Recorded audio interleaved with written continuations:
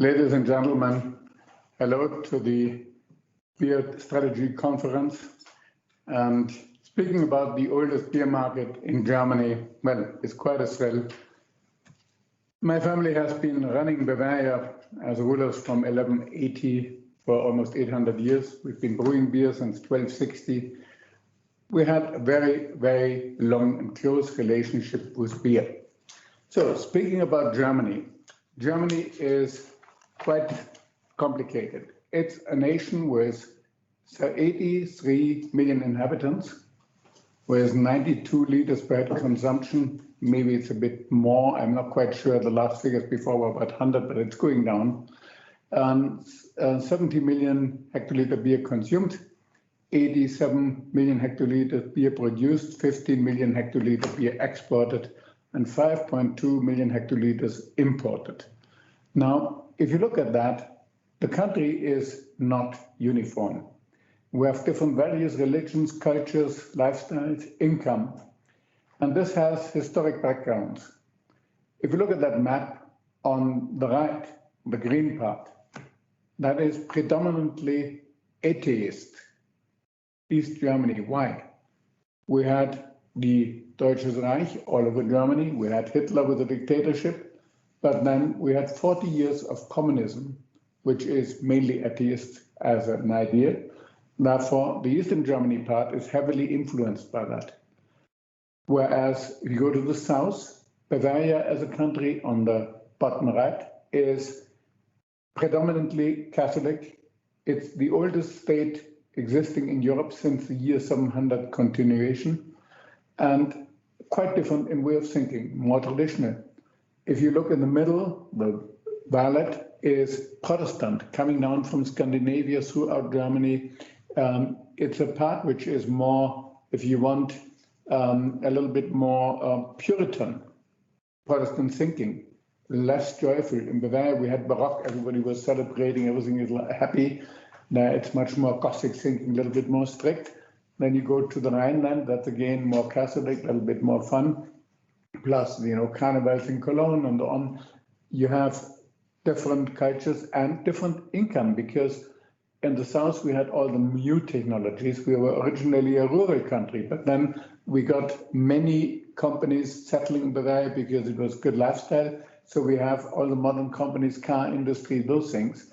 In Eastern Germany, it's much less industrial today.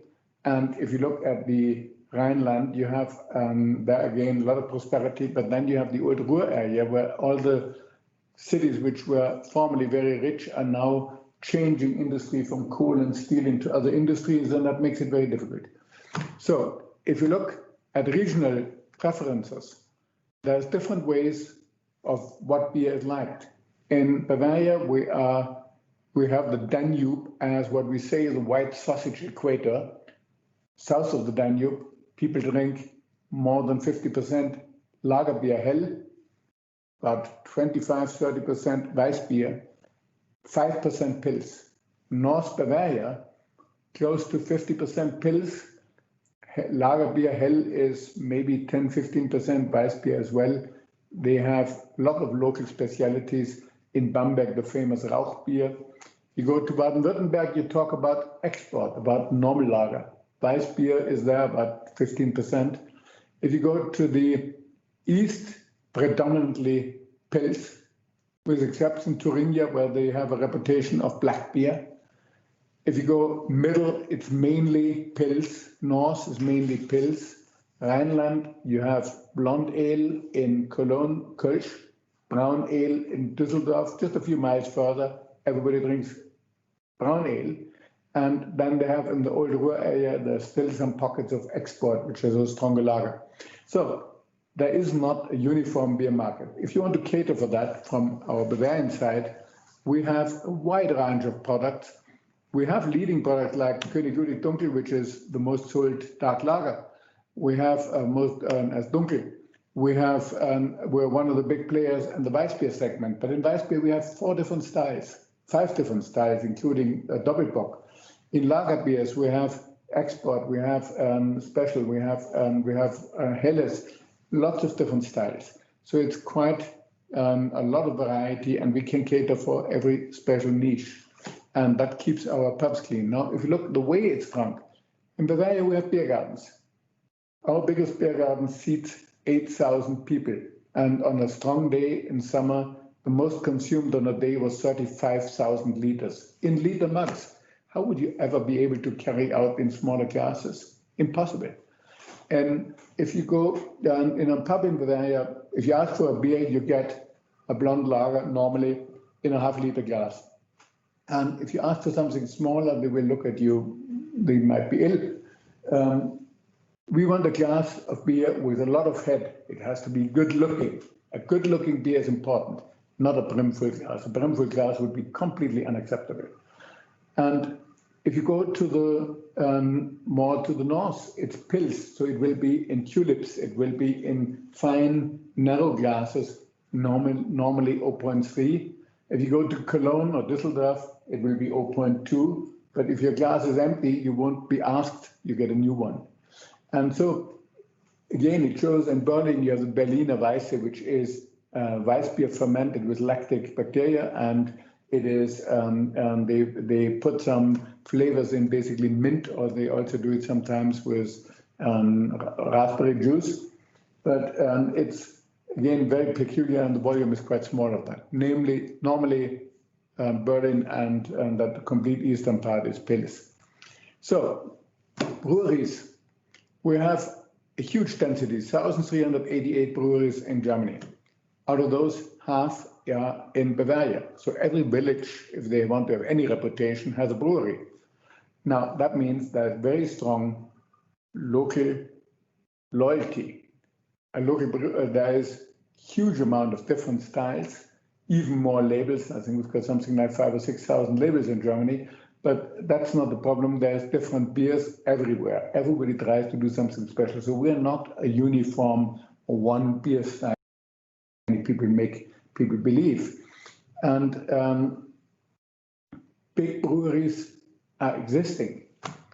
But if you go back to the small breweries are close to the customers because they have the possibility to support all the local clubs, all the local people. And we have some pubs which had 150 years of only one brewery supplying. Some of our customers, 150 years, every year we have a couple of celebrations. No contract whatsoever. So loyalty of small breweries is immense.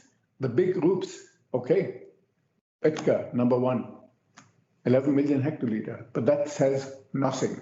The biggest brand, Radeberger, is something like 2.5 million hectoliters. And the rest is something like 500 different labels from breweries they have bought in the past, and they cannot erode the brand because the people want the local brand. So getting it to one nationwide brand is almost impossible for them. So it's really not that helpful, but they made a lot of money on buying the breweries and selling the real estate and merging them. If you look at the biggest brand, Krombacher, but Krombacher is not necessarily everywhere. It's a strong brand in North Rhine-Westphalia, and that makes a big difficulty because being really a national brand is virtually not there. So you always have a lot of money you lose when you do advertising because some areas really have no sales behind it. Okay, packaging. Most German beers, 77.4% are in returnable glass bottles. Now that makes it difficult because you have to have returnable crates, returnable bottles, and you need to play with the logistics. This can be overcome. If you're coming from outside with 1,300 breweries, I'm sure you can find someone who is more than happy to package your beers if you send it in bulk, or who would maybe contract brew for you. But then you have the problems, how do you make it sell? Cans is an image, cheap. It is, some people, it's totally wrong, but some people say canned beer doesn't taste. So the image is down because the supermarkets are normally using it to discount brands and to make brands cheaper. So selling in can is a very dangerous business, and PET has a minor role and also has the image of being beer out of plastic. Who wants that? We have the German purity law. if you look at that page on the left, my ancestors, Ludwig X and Wilhelm IV, two brothers, merged two parts of the country. And when they merged, they had to make a new law book. And one of the important laws, and you can see that I have the original book at home, says beer may be made out of hops, malt, and water. That means it defines what a beer is. It's a pure malt drink with hops as a spice and water and yeast. At that time, they didn't know how yeast got made. It just appeared in the beer. But therefore, it wasn't mentioned. But that's what it is. There is no poisonous ingredients, no poisonous plants, which they used to do, no cheap raw materials such as potato or sugar or whatever to make a fermented beverage. I wouldn't say this is impossible. You can do it, but that would not be a beer. That would be a brew, like the witches did in the past. Who the hell wants to have unpure beer?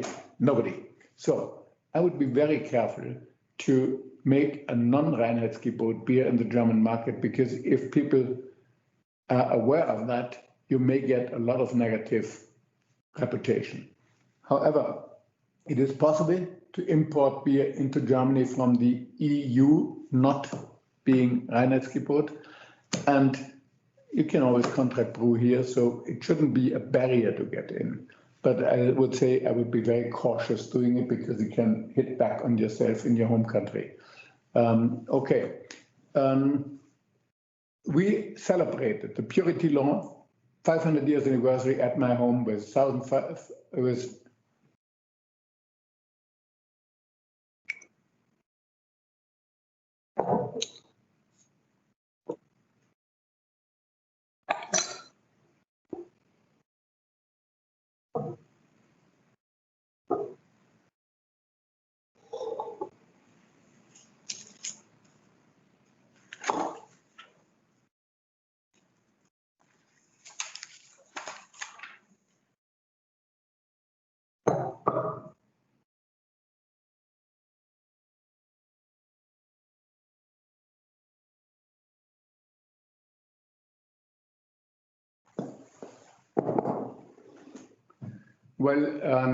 imported beer is also an important segment.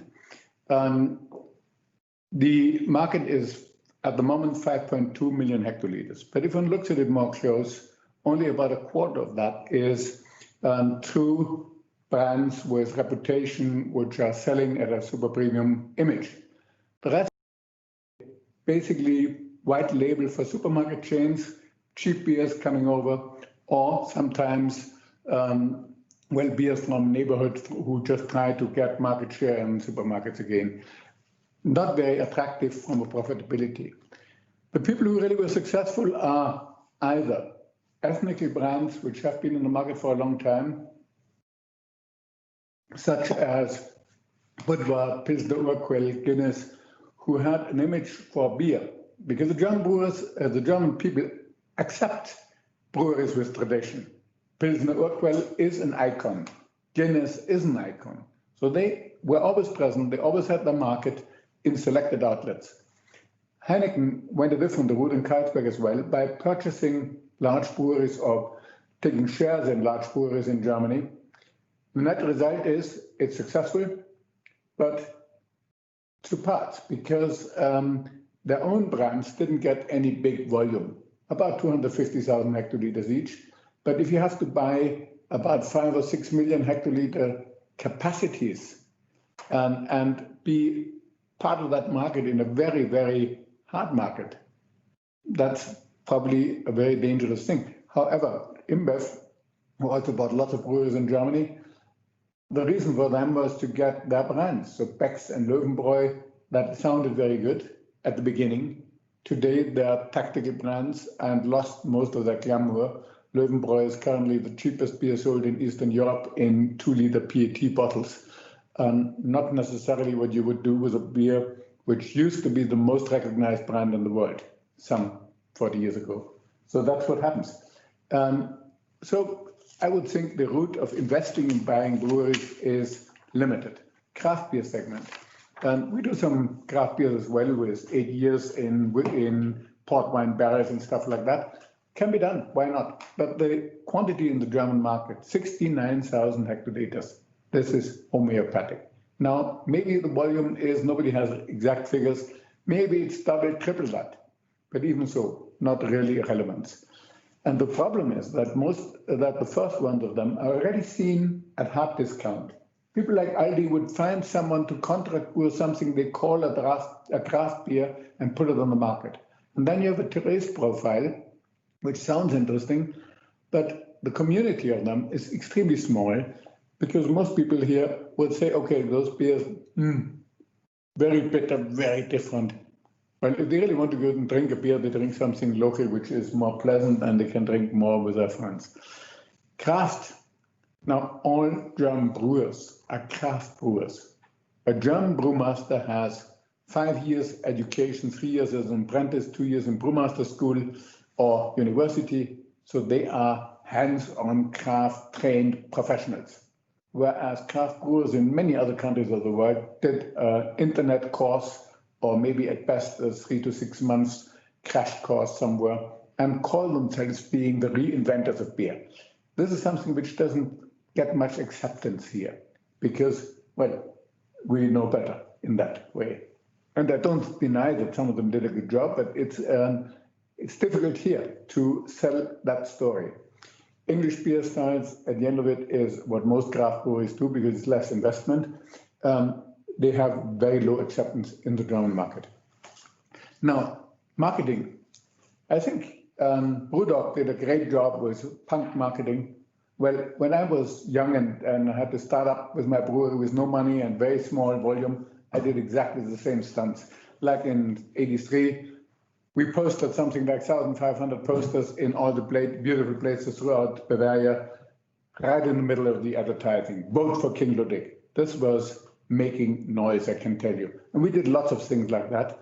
I had a foot march by foot, 50 kilometers to Oktoberfest with 2,000 or 3,000 francs with a coach full of beer and white sausages in the lot because they didn't allow me into Oktoberfest. Now, my great-grandfather started Oktoberfest as his wedding party. I'm not brewing in Munich, they didn't allow me in. Hell of a row, police, what a lot. And we've been very known after that. So what Brewdog is doing today, we did that 40 years ago. It's doable, works, and the David Goliath strategy always is good. But you need to have a good story to sell when you do that. And you need to be credible for what you're doing. And you can go with classic marketing. Classic marketing, look at your target group for craft beers. I would say innovators will do. They help brands, that's a problem. But they take something new every day. So if you come up with something very new in urban cities, it will work. But it's very expensive to do. And if you target well your groups, you can find niches like import beers if they go ethnic. For example, do a Thai beer or do Chinese beer. If you go into Thai restaurant and a Chinese restaurant, you will sell, but the quantity is limited. And I'm sure you can find a brewery in Germany who will do you a Chinese beer if necessary. Why not? Or an Australian. But you don't need to necessarily import. But if you want to, I'm sure you can find someone. The problem then is sales force. You need a sales force who then really gets it on the ground. That will be expensive. Channel of trade. As I said in Bavaria, retail supermarket can work with a couple of companies who are really good in that. But then you need a strong advertising and sales force backing it. Otherwise, the beer will not leave the shelf.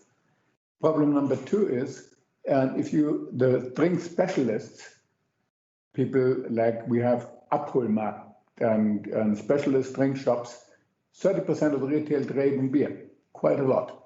But they will delist you if you are parallel in the big supermarket chains. So you have to make your choice which way you go.